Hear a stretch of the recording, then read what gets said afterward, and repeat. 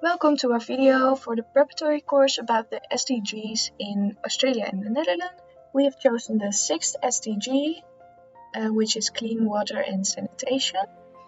We will zoom into SDG 6.3, which focuses on wastewater and the treatment of that. Here you can see the proportion of the world population using different types of sanitation services, from green, safely managed, to red, open defecation. Besides SDG 3, we have looked into SDG 2, which looks into drinking water. In this histogram, you see the proportion of the world population using different types of drinking water services, from green, safely managed, to red, using surface water. Now, let's get into a history of water and waste, which starts with the Romans. They had it pretty good in order. They had aqueducts, had separate wastewater facilities and drinking water facilities. However, humanity lost all this knowledge during the Dark Ages. Not a lot happened before 1800, so we bundled all the information. In 1788, the first colonial settlement was in Sydney. Then in 1798, Governor Philip Arthur ordered to have tanks carved into the sandstone banks of a stream to store water during summer. It became known as Tank Stream.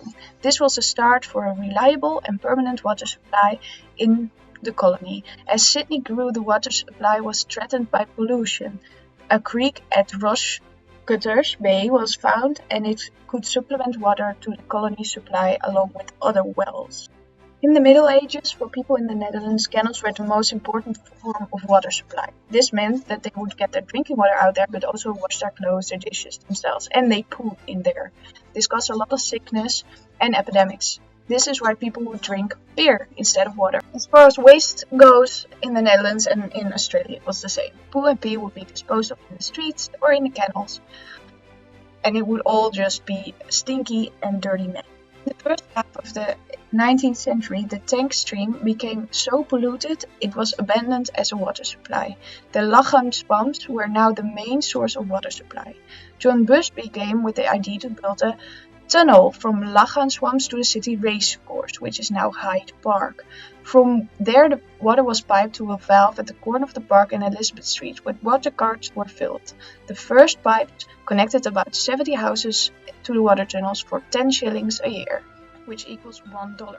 In the Netherlands, there are no big changes yet. Neither were there any changes in the wastewater treatments. In the second half of the 19th century, there were a couple of changes.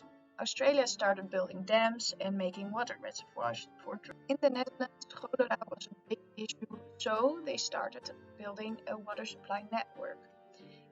In Australia, they started dumping raw sewage into the ocean through pipeline. In the Netherlands, they switched to a barrel system, which came and picked up your poo and deposited it in farms. At the start of the new century, Australia had a big drought. A royal commission recommended making 4 new dams. In 1908, the first dam was finished, the Cataract Dam. Then, in 1926, the second dam was finished, the Cordeaux Dam. At the same time, the government of the Netherlands started to see the importance of clean drinking water and started working on water pipes through the country. The township would then get ownership of the water and the cleanliness of it. The water closet, which is close to the toilet that we know now, caused the Linieurstelsel to be cancelled. The combination of drink water, toilet, and a sewage system won the battle. A central sewage system also meant that rainwater and wastewater of companies could travel to places outside the city. The first sewage water cleaning installation was finished in 1906 in Voorburg. Then, in 1928, the third dam was finished, the Avon Dam. The fourth and final dam was still not finished in 1935 because of the Great Depression. Around 1940, strict water restrictions were in Australia because of an 8-year drought. In response to this, a 15-meter-high weir and pumping station were built on the Warragamba River, and a pipeline was laid to Prospect Reservoir. It started supplying water in May 1940. Next, it started building Warragamba Dam, which was built on the 4th of October 1940.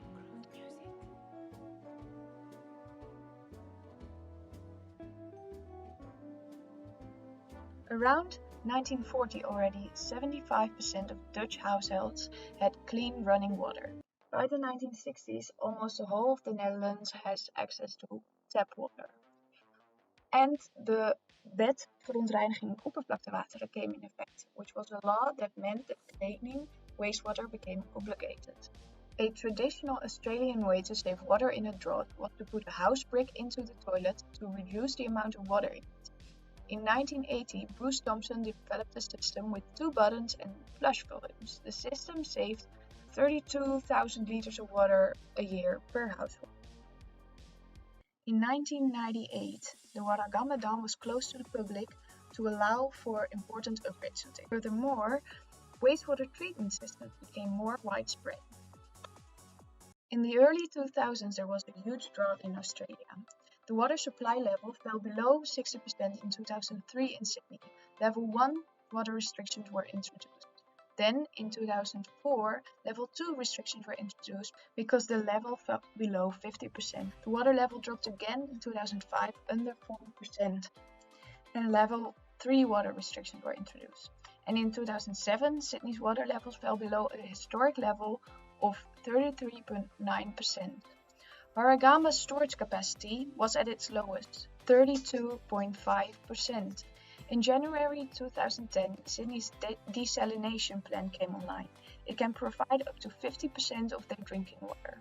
It uses a technology called reverse osmosis to remove the salt from the seawater. The plant is powered using 100% renewable energy from a wind farm.